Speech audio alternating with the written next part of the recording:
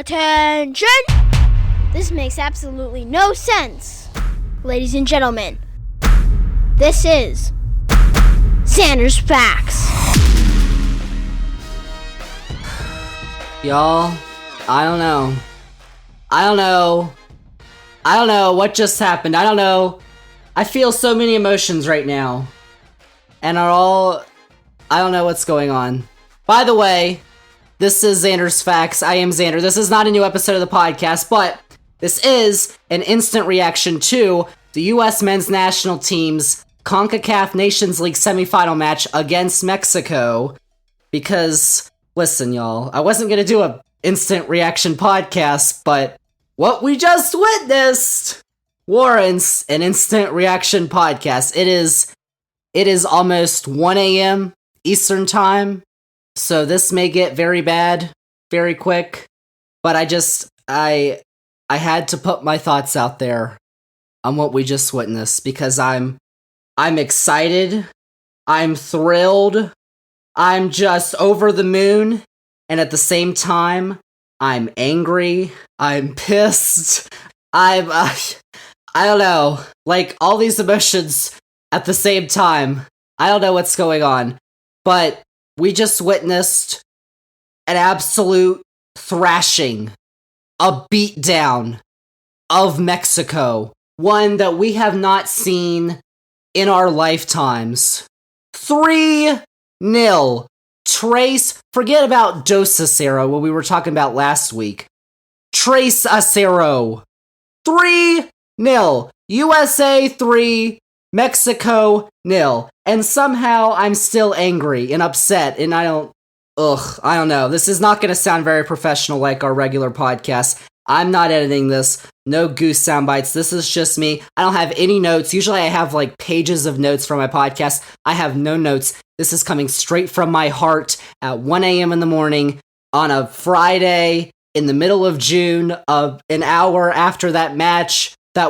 We could only watch in English on Paramount Plus streaming service that just ended. I don't know. Let's just talk about it, y'all, because there's not just the game to talk about. There's not just what happened on the pitch. There's what happened in the stands. There's what's happening in the U.S. Soccer Federation. Like, we just found out who our next manager is going to be, and our next manager is apparently the same manager that we had last time, which is all that stuff, but there's just all that, I don't know. Let's just, go through this game, because everything that's going to come out of me is probably going to happen then. This is unfiltered, at night, facts, expletives possible, nothing's off limits. I'm going crazy right now. I mean, let's just talk about this game. It was built up as, listen, Mexico has not beaten the United States since 2019. Remember the Nations League final 2 years ago between the US and Mexico, which I like to dub as the game that got me into soccer, because if y'all haven't watched that game, this game in some ways tops that game, because that was a great game 2 years ago. This, if you're a US fan, was a great game, but if you're a fan of soccer, maybe it wasn't a great game. And so, coming into this match, we have a US men's national team who, since December, since Gregg Berhalter's contract ended, doesn't have a permanent manager. Anthony Hudson was the manager for a couple Nations League games and a couple friendlies in the winter and the spring. He goes to Qatar. He's managing a club in Qatar now. So now we have the interim to the interim. B.J. Callahan, a Philadelphia Union assistant coach, an assistant coach under Gregg Berhalter, never been in a head coach at the professional level in his life, and his first match managing is against Mexico.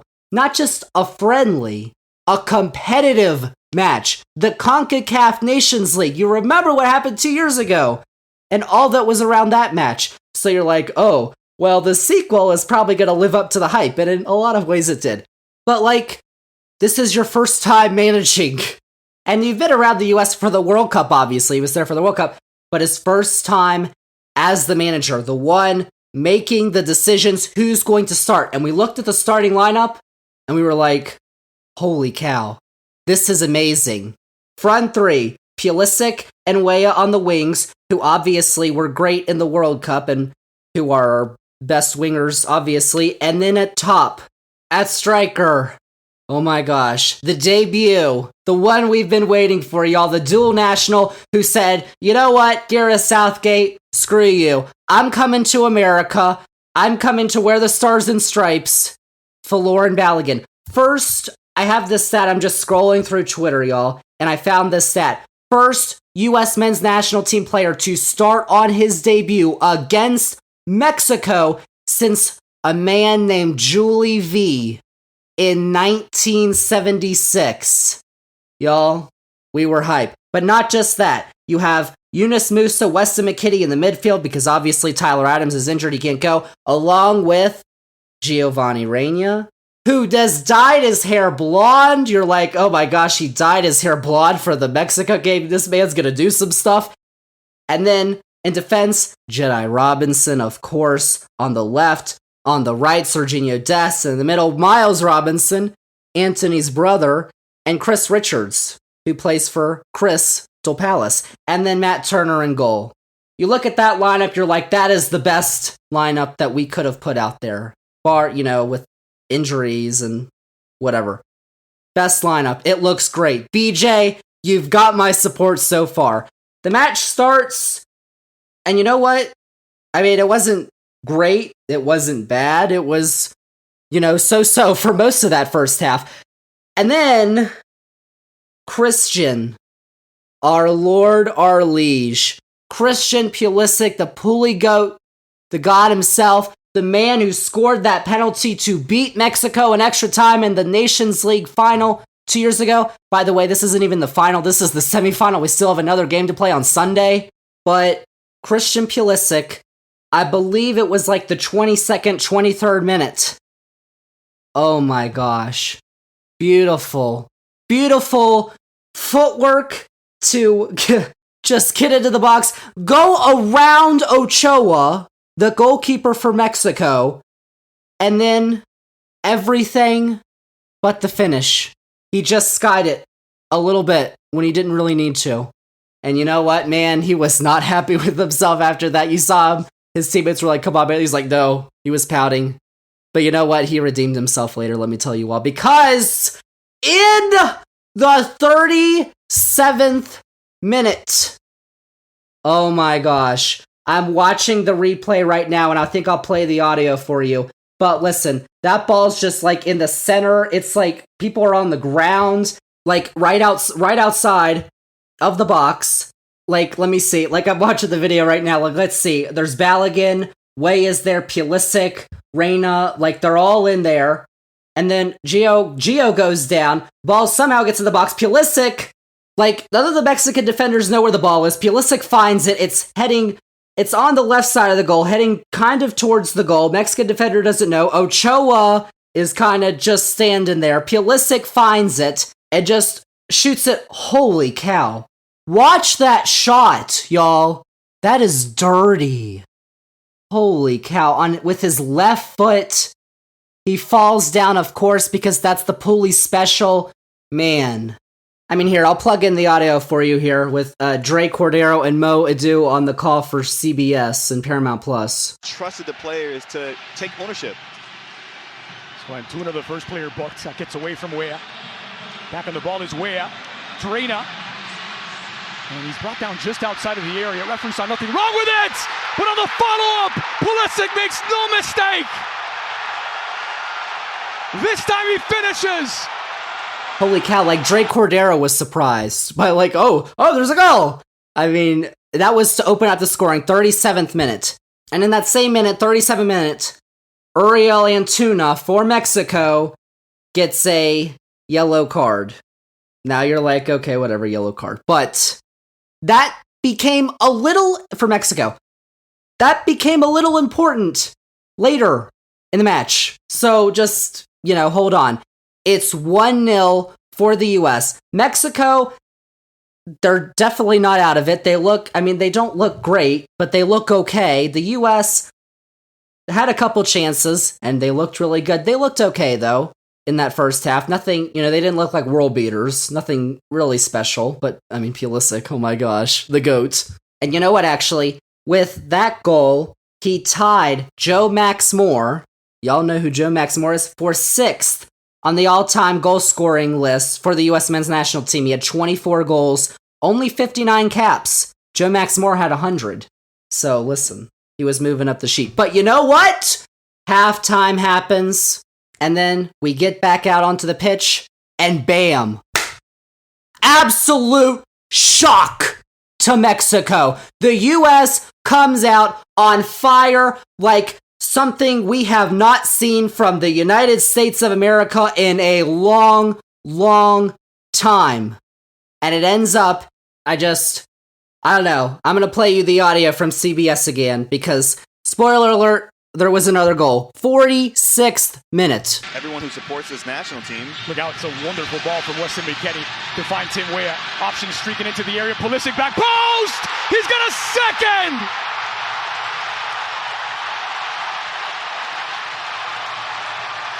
They stood in an aggressive posture waiting for Mexico to come out of the locker room.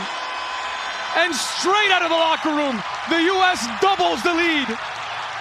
McKennie to Weah to the captain. Pulisic 2, Mexico 0.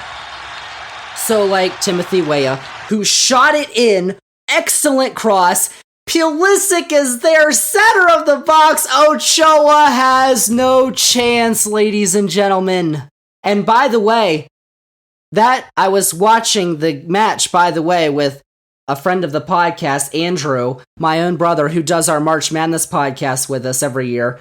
And he said, which I thought about this too, he was like, that shot, that goal, the second goal from Pulisic looked really reminiscent of his goal against Iran, where the cross came in and he just, and that was the one where he got hit in the penis.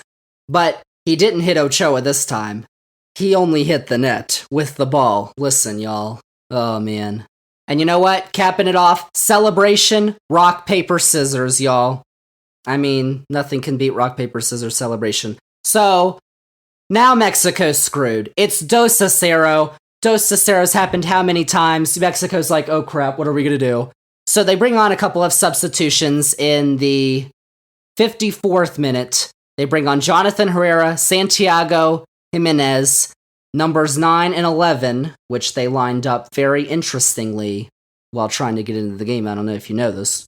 But after the Pulisic goal, I told you all that yellow card in the first half would play a role for Uriel Antuna, and it did. Because after the goal, can't remember what time it was in the second half, but Antuna and Reyna collide, you would say. But what actually happened was Antuna's arm swung into Reyna's face, and he was bleeding. I think his nose was bleeding. But, watch it. If you haven't watched it, watch it. How is that not a yellow card? Oh no, he had a yellow card in the first half. How could we send him off, please? Come on, ref! I can't really describe it to you, but, you look at it and you're like, that looks like a yellow card to me. Listen, y'all. That was the first CONCACAF thing. I don't know. It's Dos a Cero at this point. And then between the 59th and the 63rd minute, we get 4 yellow cards. 2 for Mexico, 2 for the U.S. So Jimenez, who just came in for Mexico, and Israel Reyes. And then for the U.S., the Robinson brothers, Anthony and Miles, they both got yellow cards. That was the first little scuffle that happened. Then, in the 69th minute, I know, nice.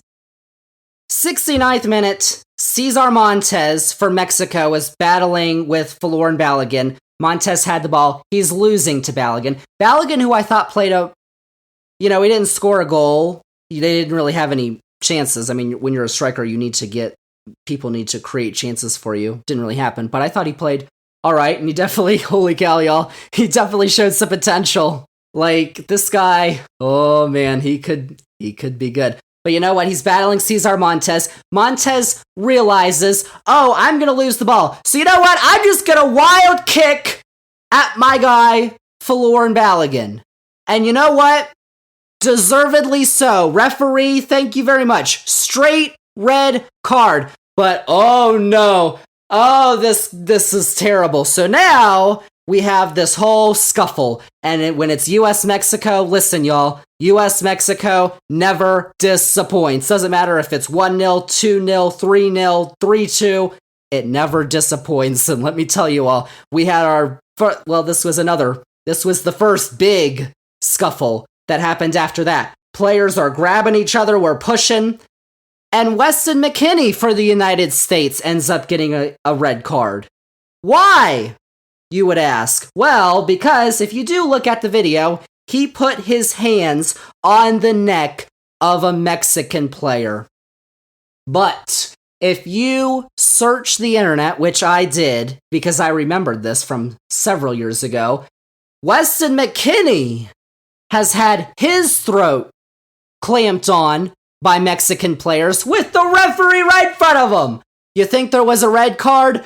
Oh no. No, there wasn't. And you know what? He was getting pushed. How is he?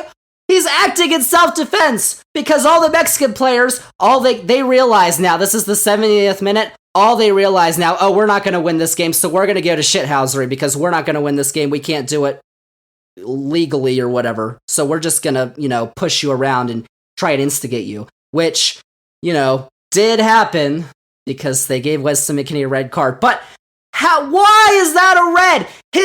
Did y'all see, if you watched the game, his shirt was ripped open. We could see his chest because his jersey was ripped. He had to get a new one, and then he just went off like a minute later, so he didn't really need to get the new one.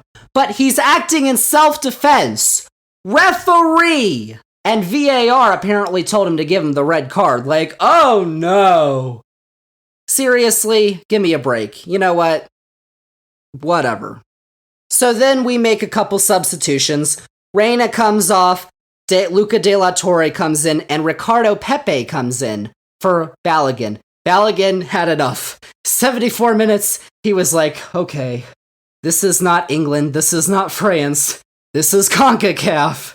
Oh, listen, y'all, he got a grand introduction to CONCACAF tonight, let me tell you all. Balogun comes off, Pepi comes in. Pepi, Balogun's been scoring goals for Reims in France. Pepi was scoring goals for Groningen in Netherlands. That man has been on really good form. So he comes in 5 minutes later.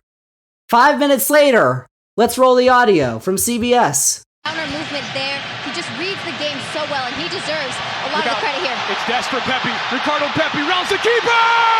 It's a third! Magic from Dest! So Serginho Dest, who was having a terrific game as right wing back, once again makes his little moves. AC Milan, what are you doing? You didn't play this, man. You could have beaten Inter in the Champions League semifinal. You could have beaten Man City. You could be Champions League winners if you had only played Serginho Dest. That man was absolutely balling tonight. He gets it to Ricardo Pepi. Pepi only has to beat Ochoa. Oh, man, Ochoa, I'm so sorry, but that's a third. You were not that great tonight, let me tell y'all. But initially, it was waved offside. The referee, the AR, assistant referee. Look at the replay. That man's not offside, so it ultimately counts. 3-0 to the United States. Now it's 3-0. This isn't 2-0 anymore, y'all. This is 3-0. And, the match wasn't over, y'all. We still had, that was 79th minute. We still had at least 11 minutes, plus some more.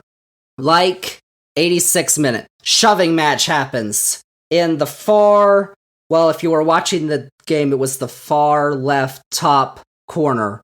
Around there. Ball was out of play. US players and Mexico players started pushing, and I was just listening back to the audio. Drake Cordero, who was calling the game, literally just said, Mexico is out for blood. It's the 86th minute. They have absolutely no chance, and they're out for blood. And they instigate pushing. Edson Alvarez gets a yellow. Chris Richards for the US gets a yellow. Then, because Gerardo Ortega decides to get into the face of Serginho Dest and push him in the face, he gets a red. Serginho Dest rightfully retaliates, and so he gets a red? Like, ref? Well, what? I don't understand. The US, first off, Mexico was out for blood. They knew, you know what, let's just kick the shit out of them because we don't care. We're playing in a stupid third place game. They're going to play in the final because we suck at soccer.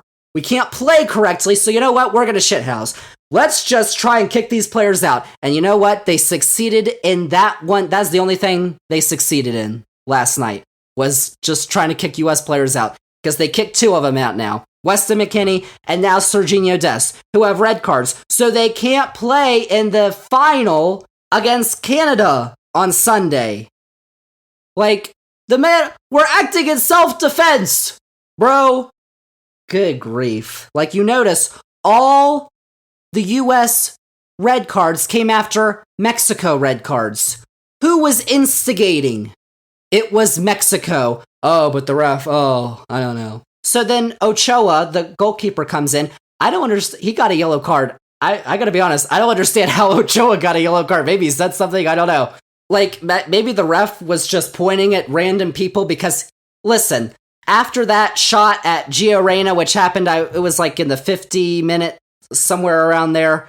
After that happened, the ref lost the game. He lost control. Awful performance by this referee. CONCACAF's gonna defend him because CONCACAF is conca crap, but this man was awful. He lost that match in the second half. He was just pointing at random people. Ochoa, oh, here you go. You get a yellow card. Pulisic comes off in the 89th minute.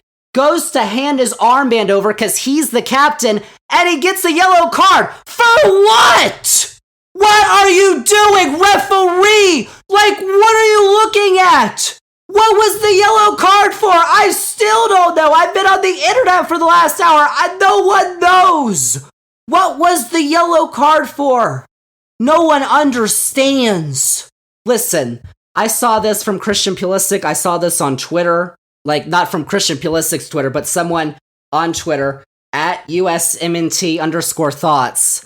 They tweeted this. Christian Pulisic just looked that Mexican player in the eye and said, I won a Champions League final. Who the fuck are you? And that's why our level has eclipsed Mexico, because he's absolutely right. Listen, man, Christian Pulisic he's got that dog in him. Holy cow, especially against Mexico. Chelsea, what are you missing out on? You just watched it. You just watched a brace. Should have been a hat trick, but, a brace works in this match. And so that was the end of the cards. Let's count them up, y'all. 1, 2, 3, 4, 5, 6, 7, 8, 9, 10, 11, 12, 13 cards. 9 of them yellows, 4 of them reds. We were playing 9-on-9 at the end of this match. Oh, by the way, 12 minutes of added time. That was a good idea. Which, by the way, we didn't play all 12 minutes. Why? Because now we have this other thing to talk about. With Mexico. Not with the United States, not with their fans, but with the Mexican fans. CONCACAF knew what they were doing. They put the Nations League final in Denver 2 years ago, pro-Mexico crowd, overwhelmingly.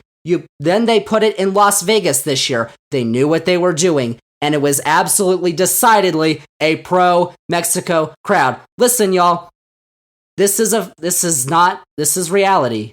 I wish this wasn't a fact, but it was. The United States men's national team is not the most popular soccer team in this country. It's the Mexican national team.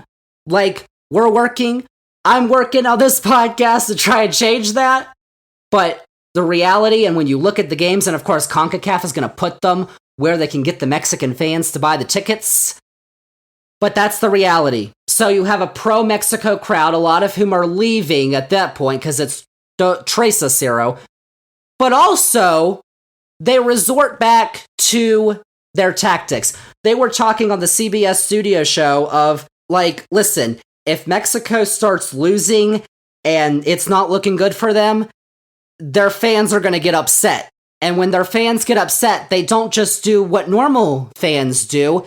They like to, I don't know, say homophobic chants for some reason, which they started doing. They have been known to do this for years. They've been punished. They had to play matches without fans in Mexico because their fans were shouting, I'm not going to say it on this podcast, homophobic slurs. They know it's bad. They do it anyway.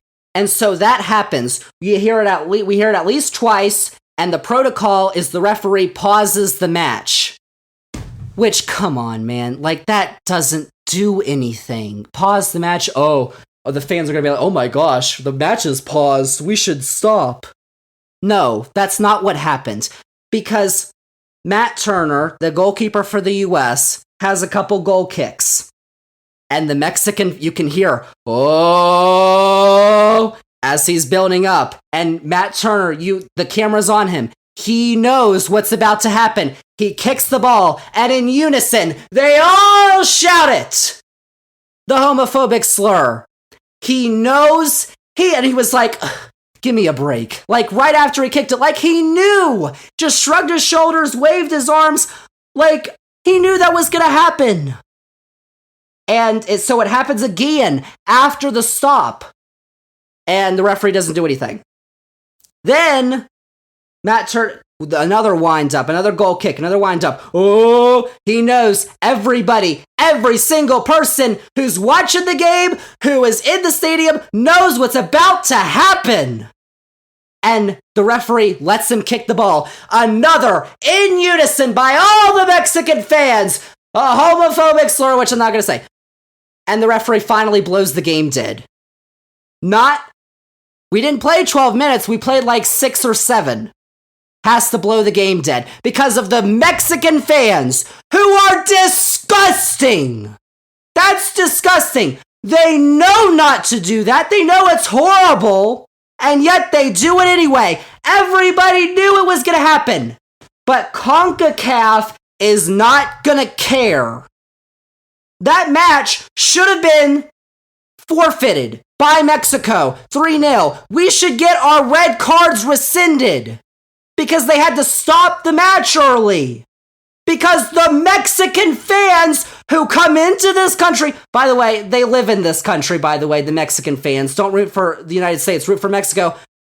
They come into the stadium in the United States and chant their homophobic slurs. It's disgusting. What can the U.S. men's national team do about it? What can U.S. soccer do about it? They can't do anything because it's a CONCACAF event. If U.S. soccer was putting on the event, they wouldn't put it in Las Vegas. They'd put it in Columbus, Ohio. But CONCACAF, by putting it in Las Vegas, after the same crap happened in Denver, and the same bottle throwing beer onto the pitch, towards the players, the referees, the coaches. They did it in Denver. They did it again in Las Vegas. And you know what? Oh, you could say, oh, well, how do you know that's not the U.S. fans? We know because every time we play Mexico, this happens. And when we play anybody else, anyone else, Canada, watch the Canada game on Sunday. None of that crap is going to happen. But it happens every single time we play Mexico. Because not just the players play dirty. I don't know what's going on with their coaches. The federation, I don't know. The fans were dirty and disgusting. It's disgraceful. They should have been forfeited. They shouldn't play the third place game. They should be kicked out of the Gold Cup. Kick them out of Copa America. Kick them out of the World Cup. They've got to actually do something for it to stop. But CONCACAF, FIFA, they say, we want racism to end. Discrimination has no place in soccer. Well, do something! Pausing the match, ending it 4 minutes early, isn't doing anything. Like it's an absolute joke. Mexico lost on and off the pitch last night because the players who played, that was disgraceful. And the fans there, if you're a Mexican fan, how could you be proud about wearing your team colors right now? because that was disgusting. Not just the players who were playing shithouse football, CONCACAF at its finest, trying to get the U.S. players injured, which, because they know that the U.S. men's national team, U.S. soccer, has gone far beyond them. They're on a rocket ship to the moon, the U.S. men's national team, and Mexico is digging their own grave.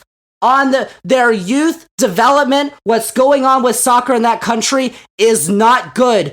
Things are not looking up for Mexico. And that's why, because their federation is an absolute mess. They just hired a new coach. Tata Martino's gone after the World Cup. They just hired a new coach. And now they're already talking about getting rid of him. Like I said with Chelsea last week, sometimes it's not an issue with the manager. It's a federation problem. And it is absolutely a federation problem with Mexico. Like, you'll love to see the U.S. just beat up on him because they're rivals. But this is just sad. It's just sad at this point and disgraceful. But they don't face consequences. CONCACAF needs to do something. Don't be CONCACRAP. FIFA needs to do something. US Soccer needs to take a stand or whatever they can do. They can't really do anything. Because why should we keep playing Mexico in Las Vegas and Denver and Los Angeles like we could do in the Gold Cup final next month? In the Southwest, where they know the Mexican fans are going to show up en masse and they're just going to embarrass themselves and their country and their federation. Why should Mexico play in the U.S.? They shouldn't be playing in the U.S. Like, sorry, y'all. Holy cow. It's just, they're just so disgraceful. There's a lot of Mexican fans and listen, y'all, I want to do that Donald Trump thing when you say, when Mexico sends its people, they're not sending their best. But there's so many great people from Mexico. And what the Mexican national team showed on and off the pitch last night was just awful. Like, I feel bad for them. It's really hard to feel bad because of just all of that, but I kind of do. Jeez Louise, man. So, the match was not abandoned. It was not suspended. It was not whatever. Because they were just finishing 4 minutes before the 12 minutes of stoppage time. That's what Nico Cantor tweeted. He was the sideline reporter for CBS. So it was ended on the ref's discretion. So he says, what are the protocols for then? The chant was heard 4 times, and there was the build-up, and we knew it was going to happen. We're going to move on, but, something needs to happen. We can't keep doing this. Mexico, on and off the pitch, is just getting worse and worse. Listen, y'all. That was that game. 3-0. We're out Serginho Dest. We're out Weston McKennie for the final against Canada. Sunday, 9 o'clock, Paramount Plus, in English, Univision, in Spanish. And, I don't know. I don't know what's going to happen. I mean, listen, Canada didn't look that great against Panama. They beat Panama 2-0. They didn't look that great. They claim they're the kings of CONCACAF because they don't have any trophies. They just finished first in World Cup qualifying, which doesn't mean anything because the top 3 teams all went. But, after what just happened, the players, you need to be in the right mindset. You're we just lost 2 of our guys to silly red cards that were not really their fault. Self-defense against dirty Mexican team is what they were playing like. Watch the match if you don't agree with me. It was totally real in the second half. They knew they were going to lose, so they just started playing dirty. You need to be in the right mindset. What we saw at the beginning of the second half, what we saw was some of the best soccer from this U.S. men's national team in a really long time. And that was under B.J. Callahan. You know what? Gregg Berhalter's apparently coming back. Hasn't been confirmed. It's been reported he's coming back, which I have a lot to say. I don't want to say it all on this podcast because it's late and this is going long and we could talk about it on a future podcast. But, why wait 6 months? And apparently he's not even going to coach the Gold Cup. Like, what? He was the manager. He knows these guys. Come on, what are you doing? I don't understand. But, I don't think it matters. The guys we have, people make fun of me, people make fun of us for thinking about this. This is the most talent we've ever had on the U.S. men's national team. And when they play and when they work, they look incredible. Like, what happened at the beginning of that second half was beautiful. The Serginho Dest, his play, he got the red card, but I thought he played amazing. Like, I'm looking at the FOTMob scores, whatever that means. Pulisic, obviously, 9.3, star of the match. Dest should have gotten more than a 7.4. That's obviously because of the red card.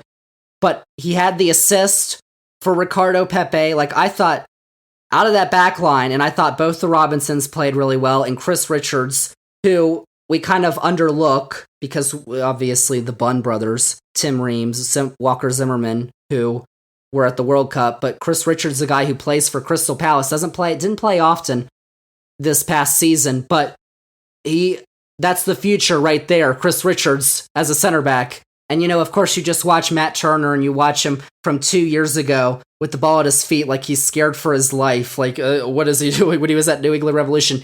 And now that he's been at Arsenal for a year, I mean, he just looks so confident and composed under pressure. Like, it's a totally different person. Like, Matt Turner, he's a really good goalkeeper, y'all. So I guess my initial thought to Berhalter is, okay, whatever. I'm not going to beat myself up for it. Like, what all can we do? But listen, the player, like, on Twitter, all this was kind of building up because Patrick Vieira, the former Crystal Palace coach, was in the news. Jesse Marsch, his agent, tweeted Thursday night just before the match that Jesse Marsch is no longer a candidate. So we're like, oh, okay.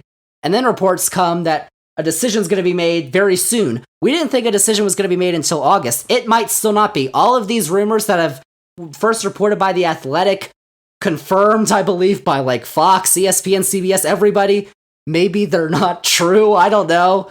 But I'm assuming they are. That Gregg Berhalter, after a 6 month absence for whatever, I don't understand why. That's the only thing. I don't understand why you wait so long. And with this new regime, too, it's not like the same people are in charge of U.S. soccer. So this is a new group who's decided that Gregg Berhalter is the guy for the job. But you know what? It was on Twitter videos of the players who were like, yeah, Gregg, we like Gregg. We think that he could come back. He should come back. Pulisic, I think, was the most vocal in saying, yeah, he deserves to come back. So from that standpoint, and from the standpoint of what I just watched under an interim to the interim manager, whatever. It's not Jose Mourinho. It's not Pep. It's not whoever, the big names. It's Gregg Berhalter. But you know what? I still think we could win Copa America next year. I still think we could win the World Cup in 3 years. I didn't say I think we will. I said I think we could. Because we have so much talent. And guys who don't come into camp like they do at Belgium and hate each other. Guys who really like each other and really like hanging out with each other. Like, this team has talent. They have chemistry. Just, you talk about those, or some of those, famous teams, like these super teams that we've seen in soccer at the international and the club level. And at some point you just say the manager's job is not to screw it up. Maybe Gregg Berhalter just doesn't need to screw it up. Like, if he just doesn't screw the pooch, then we'll be okay. Because Tres a 0, y'all, and I know Mexico is trending in the downward direction, but listen, we are still trending up. So, Gregg Berhalter's coming back, so what? I don't hate him. I love him now. GGG. GGG, if you want, come on the podcast. Because you are our national team manager, and the guys like you, so I like you. I'm not going to go all crazy about this. Obviously, I made it clear on this podcast I preferred somebody else. I didn't think, with all the drama, we'll see what happens with the Gio Reyna drama, all that stuff. I don't know what all happens with that. But if Berhalter is indeed the person who is going to be managing U.S. soccer through the 2026 World Cup, then so be it. As long as he doesn't screw up, I think we'll be okay. So I guess that's all I have.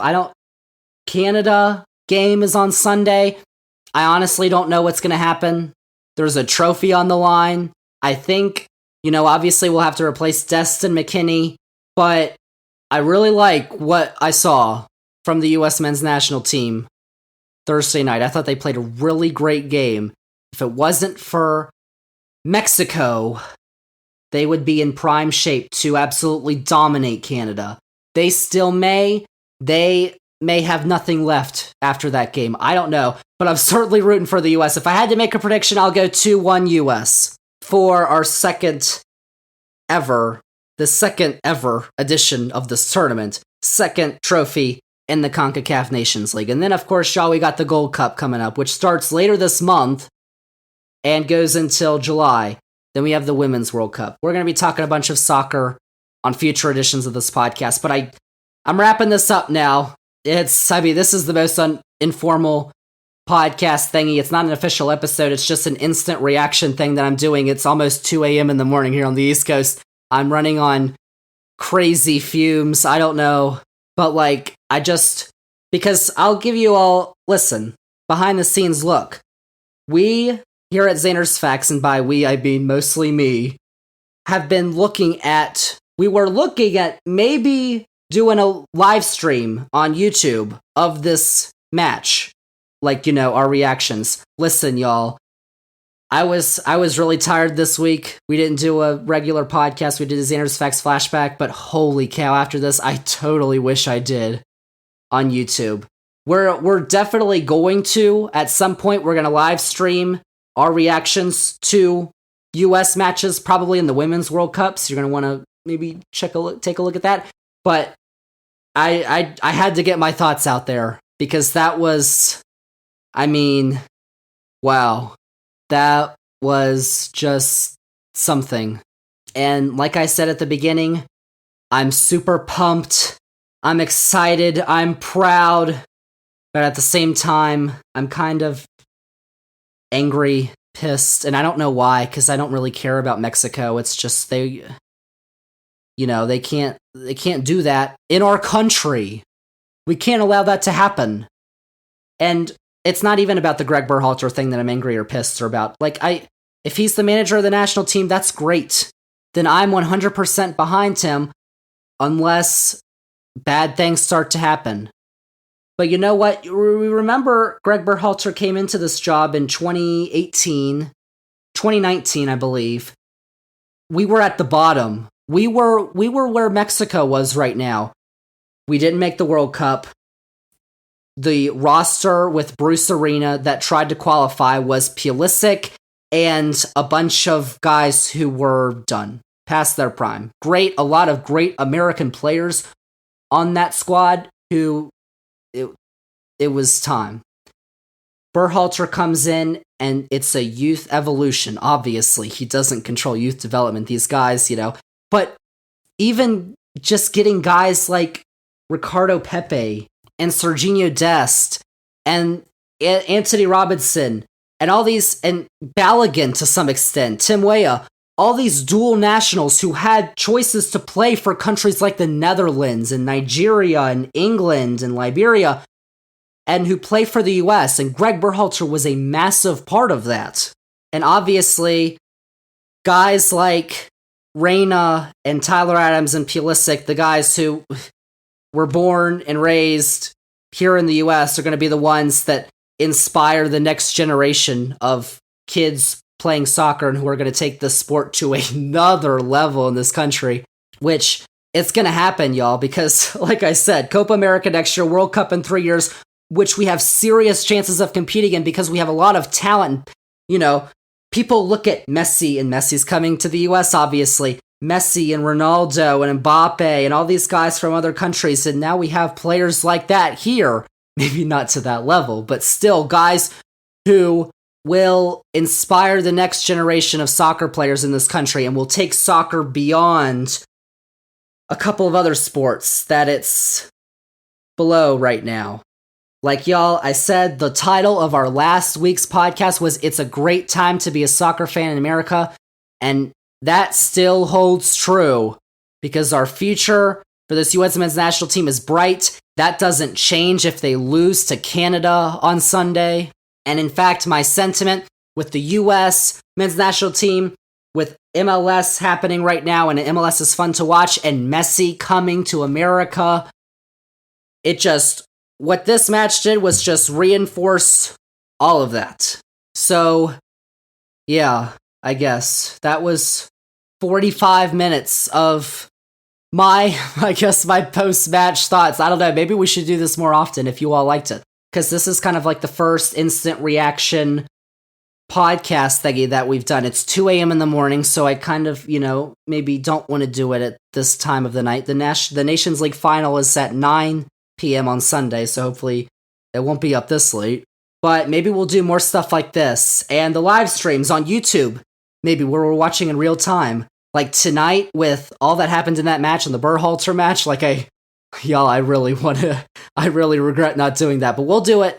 Hopefully we'll get all that sorted out, set up, so we can do that soon, because I think that'll be really cool and awesome, and it'll help spread the facts, and we of course love spreading the facts, but I don't know. That's all I have, y'all. I'm tired, I'm gonna go to sleep, but I've got a lot of emotions in me, but I think what triumphs them all right now is just excited and proud for our U.S. men's national team because they played great again against their main rivals, and there's a lot of reasons to be angry and upset and embarrassed about that game and everything that happened around it, and maybe even with the manager situation and everything that's going on with U.S. soccer and all that stuff. But I just, I just wanted to wrap this up. Straight from the heart, no notes, U.S. men's national team. Y'all, main takeaway about all of that just happened, I think, at least we're not Mexico. We should be proud of our U.S. men's national team because it's not going to stop here. It is going to keep going. The 3-0, the Tres Aceros, stuff like this, without all the, red cards and the CONCACAF and the homophobic chants and all that stuff. Forget all that. Just, as I've said about 100 times now in the last 2 minutes, be proud of our U.S. men's national team. But I guess that's where I'm just going to wrap it up. I'm just going to plug a couple things. Remember to follow Zander's Facts on Twitter, Facebook, Instagram, TikTok, all those at Zander's Facts. Remember to tell all your friends about the podcast. Our newsletter is Zander's Weekend Facts, weekly recap of the week's top headlines every Sunday morning. This is U.S. Mexico, U.S. Canada, might write about that in some way. I don't know, check it out. I'll put the link in this episode's description so you can sign up if you want to. And then, as I mentioned, we do have a YouTube channel, Zander's Facts on YouTube. I'll try and post this reaction podcast with the nice background and all that stuff because I'm not recording video to YouTube, so you can watch and subscribe on all that. Really appreciate it. And also, of course, Zander's Facts link tree, which I'll also link in this episode's description, has all the Zander's Facts links that you need for the podcast, for the newsletter, for the socials, for YouTube, for stuff like this, for all that stuff. So, yeah, after all that, this is Zander signing off. This has been Zander's Facts. Zander's Facts.